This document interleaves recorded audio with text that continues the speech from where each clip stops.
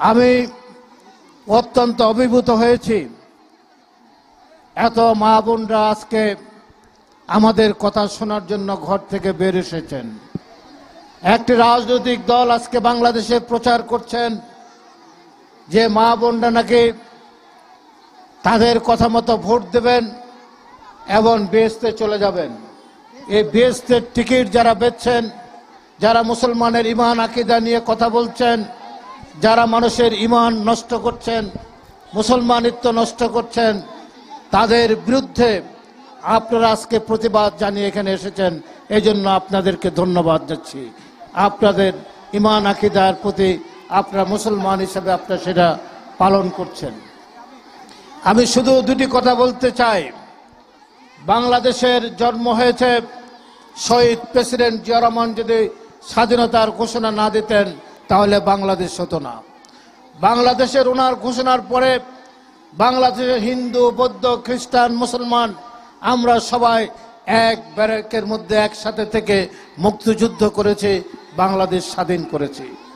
শহীদ president Zia Rahman রাষ্ট্রীয় ক্ষমতায় এসে বাংলাদেশকে বিশ্বের মানচিত্রে একটি আত্মমর্যাদাশীল জাতি হিসাবে প্রতিষ্ঠা করেছেন।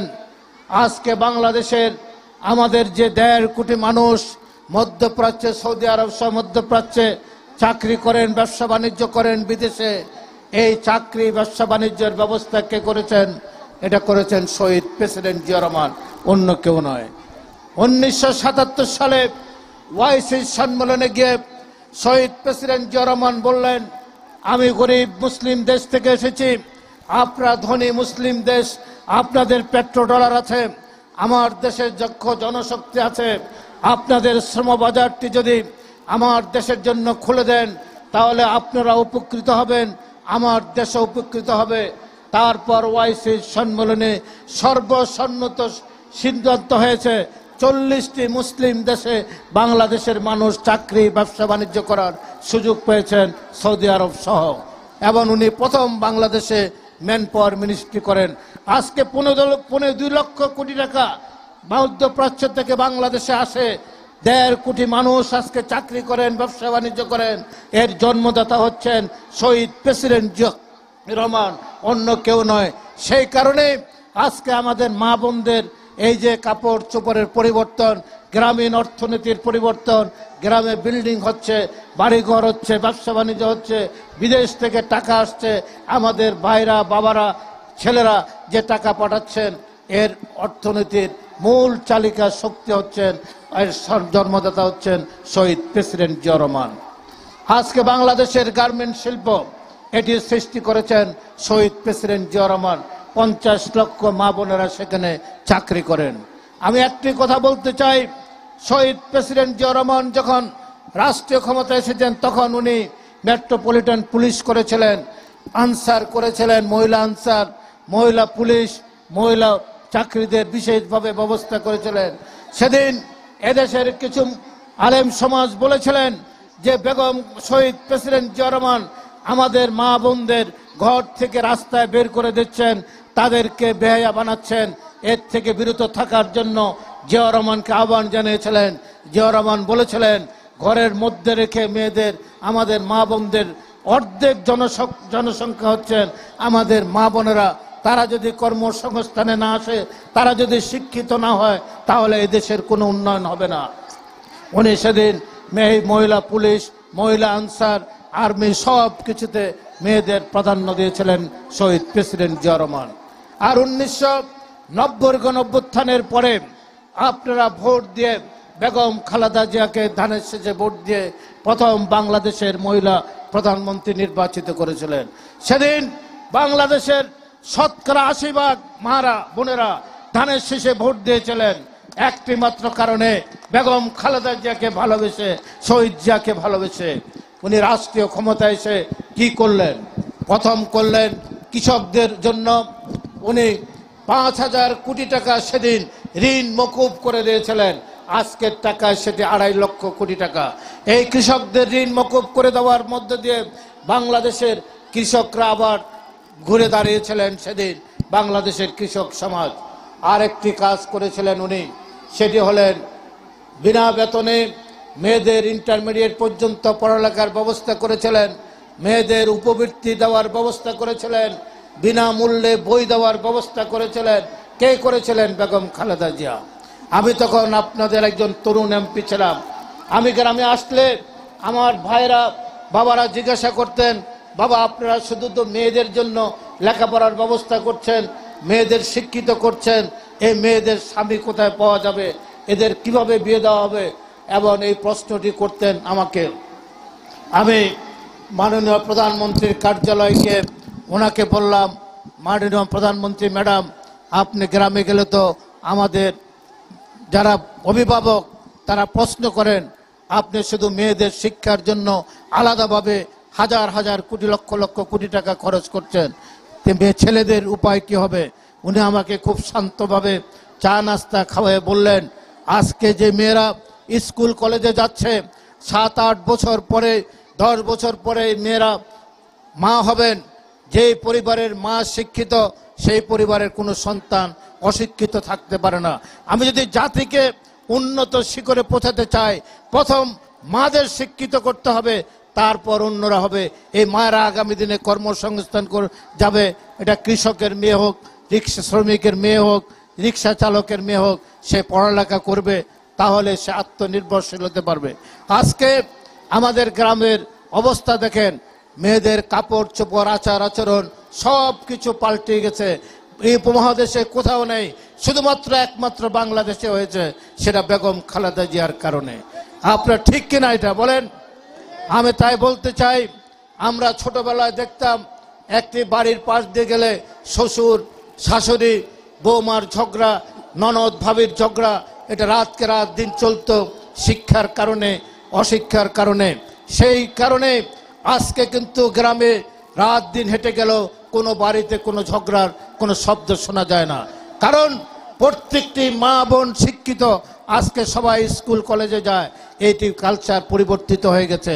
আজকে প্রত্যেকটি মায়ের কাছে, বোনদের কাছে, সবার কাছে একটি করে স্মার্টফোন আছে। ফোন আছে না? আপনারা সারা পৃথিবীর সাথে আজকে আপনাদের যোগাযোগ। আপনাদের স্বামীরা বিদেশে থাকে, এই চাকরির ব্যবস্থা করেছেন বেগম জিয়া শহীদ প্রেসিডেন্ট জিয়া রহমান। আপনার ছেলে থাকে বিদেশে, এটার ব্যবস্থা করেছেন শহীদ প্রেসিডেন্ট জিয়া রহমান।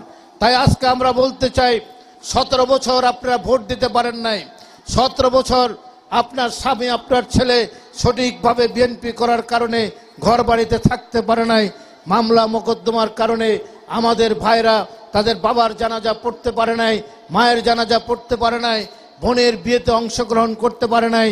আমি 150টি মামলার আসামি, হয় জেলখানায় নয় কোর্টের বারিন্দায় আমার ঠিকানা ছিল। আমাকে আমার স্ত্রীকে কুমিল্লায় যেভাবে মেরে ফেলে দিয়ে গেছে, মনে করেছিল তারা আমরা মরে গেছি। আমার ছেলে আমাকে না পেয়ে আমার বড় ছেলেকে ধরে নিয়ে 12 দিন ঝুলিয়ে পিটিয়েছেন। আমার স্ত্রী বলেছেন এখনো পুঙ্গু হয়ে গেছে। সে একটি বড় কোম্পানিতে চাকরি করেন, অনেক টাকা বেতন পান, প্রায় 15 লক্ষ টাকা, এখন বাড়িতে বসে অফিস করেন। আমি এই জন্য বলতে চাই, আজকে আমরা নির্যাতিত। আপনারা এমন কোন বিএনপির এমন কোন নেতা কর্মী নাই যে কর্মীরা জেল খাটে নাই, মামলার আসামি নাই। 65 লক্ষ নেতা কর্মীর বিরুদ্ধে শেখ হাসিনা মামলা দিয়েছেন। তাই আমরা বলতে চাই, এই রাস্তাটি বিএনপি তৈরি করেছে, অন্য কেউ তৈরি করে নাই। বাংলাদেশকে এমনিভাবে ধর্মীয়ভাবে উগ্র ধর্মীয়বাদের রাষ্ট্র পরিণত করবেন না। আমরা আফগানিস্তান হতে চাই না। আফগানিস্তানের মেয়েরা লেখাপড়া করতে পারে না, স্কুলে যেতে পারে না, কলেজে যেতে পারে না, ইউনিভার্সিটিতে যেতে পারে না। যারা ধর্মান্ধকে ভোট দিলে আমাদের মারা আবার অতীতে ফিরে যাবে, সেই অবস্থায় আমরা ফিরে নিতে চাই না। আমরা চাই আমাদের দেশ আধুনিক দেশ হোক, আমাদের দেশ একটি অসাম্প্রদায়িক দেশ হোক, আমাদের দেশের মানুষ ধর্ম করবে, কর্ম করবে। সেই জন্যই শহীদ প্রেসিডেন্ট জিয়া রহমানের চাইতে বেশি ধর্মপ্রাণ মানুষ এদেশে আসে নাই। উনি আমাদের সংবিধানে 5ম সংশোধনীর মাধ্যমে সংবিধানে বিসমিল্লাহির রহমানির রহিম সংযোজন করেছিলেন, মহান আল্লাহর প্রতি অবিচল আস্থা বিশ্বাস সংযোজন করেছিলেন, ন্যায় বিচার ভিত্তিক সমাজ ব্যবস্থা সংযোজন করেছিলেন, বাংলাদেশি জাতীয়তাবাদ সংযোজন করেছিলেন। আমি তাই বলতে চাই, 71 সালে যারা বাংলাদেশের সৃষ্টির বিরোধিতা করেছেন, যারা বাংলাদেশের মানুষের বিরোধিতা করেছিলেন, যারা পাকিস্তান হানাদার বাহিনীর সাথে থেকে যুদ্ধ করে বাংলাদেশের মানুষকে হত্যা করেছিলেন। 2 লক্ষ মা বোনরে পাকিস্তানি হানাদার বাহিনীর কাছে তুলে দিয়ে বলেছিলেন যুদ্ধের ময়দানে নাকি মা বোনরা গনিমতের মাল, তারা নাকি এটা জায়েজ। আজকে তাই বলতে চাই, আমাদের দেশে 14ই ডিসেম্বর 1971 সাল, সেদিন এই দেশের শ্রেষ্ঠ বুদ্ধিজীবীদের যারা হত্যা করেছিলেন দেশকে অন্ধকারে ঠেলে দেওয়ার জন্য, তারা আজকে বিভিন্নভাবে আজকে আবার বেহেশতের টিকিট বেচছেন। এদের হাত থেকে আপনারা দেশকে রক্ষা করবেন। দেশকে রক্ষা করতে হলে, দেশকে যদি আমরা আবার স্বাধীনতার সার্বভৌমত্ব রক্ষা করতে চাই, তাহলে ধানের শীষ প্রতীকে ভোট দিবেন। এ ধানের শীষ কার? এ ধানের শীষ মাওলানা আব্দুল হামিদ খান ভাসানীর। এ ধানের শীষ শহীদ প্রেসিডেন্ট জিয়া রহমানের। এ ধানের শীষ বেগম খালেদা জিয়ার। এ ধানের শীষ তারেক রহমানের। এ ধানের শীষ স্বাধীনতার সার্বভৌমত্বের প্রতীক। এই ধানের শীষ হচ্ছে আপনার উন্নয়নের প্রতীক। এই ধানের শীষ হচ্ছে আপনার আমার দেশের প্রতীক। তাই সবার আগে দেশ, দেশের জন্যই যদি সবার আগে আমার দেশ হয়, তাহলে ধানের শীষ হবে এই দেশের প্রতীক, মানুষের উন্নয়নের প্রতীক। তাই আমি বলতে চাই, আমাকে আপনারা অতীত ভোট দিয়েছেন, আমাকে ভোট দেবেন না। এবার দেশ রক্ষার জন্য, দেশের স্বাধীনতার সার্বভৌমত্ব রক্ষার জন্য, বেগম খালেদা জিয়াকে আগামী দিনে রাষ্ট্রপতি করার জন্য, আগামী দিনে তারেক রহমানকে রাষ্ট্রপতি করার জন্য, তারেক রহমানকে প্রধানমন্ত্রী করার জন্য, বেগম খালেদা জিয়াকে রাষ্ট্রপতি করার জন্য শহীদ প্রেসিডেন্ট জিয়া রহমানের প্রতীক ধানের শীষ, মাওলানা ভাসানীর প্রতীক ধানের শীষ, বেগম খালেদা জিয়ার প্রতীক ধানের শীষ, তারেক রহমানের প্রতীক ধানের শীষে ভোট দিয়ে বাংলাদেশকে রক্ষা করবেন। আগামী প্রজন্মের আপনার ছেলে মেয়ের ভবিষ্যৎ রক্ষা করবেন। দেশ যাতে যেন এই সিরিয়া না হয়ে যায়, দেশ যাতে ইরাক না হয়ে যায়, দেশ যাতে লিবিয়া না হয়ে যায়, দেশ যাতে যেন প্যালেস্টাইন না হয়ে যায়, দেশ যাতে যেন আফগানিস্তান না হয়ে যায়, এটা যেন বাংলাদেশ থাকে। যেই কারণে বাংলাদেশ সৃষ্টি হয়েছে, সেই বাংলাদেশ যেন আমরা রক্ষা করতে পারি। আমরা সবাই মিলেমিশে এই দেশের উন্নয়ন দেশকে রক্ষা করব। এই কথা বলে আপনাদের সবার কাছে আরেকবার একটু আবেদন জানাবো, আপনারা যদি বেগম খালেদা জিয়াকে ভালোবাসেন, তারেক রহমানকে ভালোবাসেন, শহীদ জিয়াকে ভালোবাসেন, তাহলে ধানের শীষ প্রতীকে ভোট দিবেন।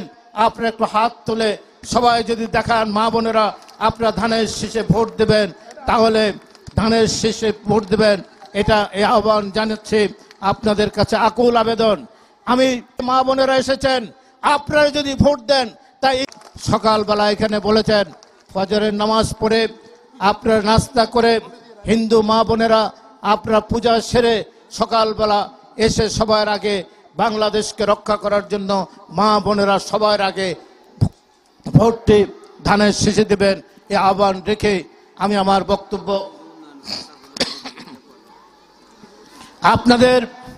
আমাদের হাবিব সাহেব এখন বক্তব্য রাখবেন। এর আগে আমাদের জেলা বিএনপির সংগ্রামী আহ্বায়ক জনাব মাহবুব আলমগীর আপনাদের এলাকার দাবি দেওয়ার কথা বলেছেন। আমি হলফ করে বলতে পারি, আল্লাহ যদি সুযোগ দেয়, আমরা যদি নির্বাচিত সরকার গঠন করে, এই গোপালপুরের কোনো দাবি দাবা ইনশাল্লাহ বাকি থাকবে না, সকল দাবি দাবা হবে। আপনারা জানেন, গত 3 দিন আগে আমাদের প্রিয় নেতা তারেক রহমান, ওনার সহধর্মিণী ডক্টর জোবায়দা রহমান, ইউরোপের 54টি দেশের ডাক্তারদের যে পরীক্ষা হয় FRCS পরীক্ষা, সেই পরীক্ষায় উনি ফার্স্ট ক্লাস, ফার্স্ট নয় শুধু প্রথম হয়েছেন 54টি দেশের মধ্যে। পৃথিবীর সবচেয়ে সম্মানিত ডাক্তার সেই জোবায়দা রহমান, ওনার মেয়ে লিঙ্কনসে ফার্স্ট ক্লাস ফার্স্ট হয়েছেন ব্যারিস্টারিতে। তারা 3 জন বসে একটি সিদ্ধান্ত নিয়েছেন। সিদ্ধান্তটি হলো, বাংলাদেশে জাতীয়তাবাদী সরকার গঠিত হলে সর্বপ্রথম বাংলাদেশের মা বোনদের সকল উন্নয়ন করবেন, তারপরে অন্যদের উন্নয়ন করবেন, এটি ঘোষণা দিয়েছেন। এটা বিএনপির আজকে আপনার বিএনপির নির্বাচনী ইশতেহারের মধ্যে আসছে। তাই আমরা বলতে চাই, আমরা আমাদের নিজের স্বার্থে আমরা ধানের শীষকে ভোট দিব। সবাইকে ধন্যবাদ, খোদা হাফেজ। এই ধানের শীষ আমার আপনার সবার 18 কোটি মানুষের প্রতীক, স্বাধীনতার প্রতীক, সার্বভৌমত্বের প্রতীক, এটা মুক্তিযুদ্ধের প্রতীক হচ্ছে ধানের শীষ। বাংলাদেশের 18 কোটি মানুষের প্রতীক হচ্ছে ধানের শীষ। তারেক রহমানের প্রতীক ধানের শীষ, শহীদ জিয়ার প্রতীক ধানের শীষ, মাওলানা আব্দুল হামিদ খান ভাসানীর প্রতীক ধানের শীষ, বেগম খালেদা জিয়ার প্রতীক ধানের শীষ। এদেশের আপামর জনগণের মানুষের প্রতীক হচ্ছে ধানের শীষ, ধানের শীষ, ধানের শীষ।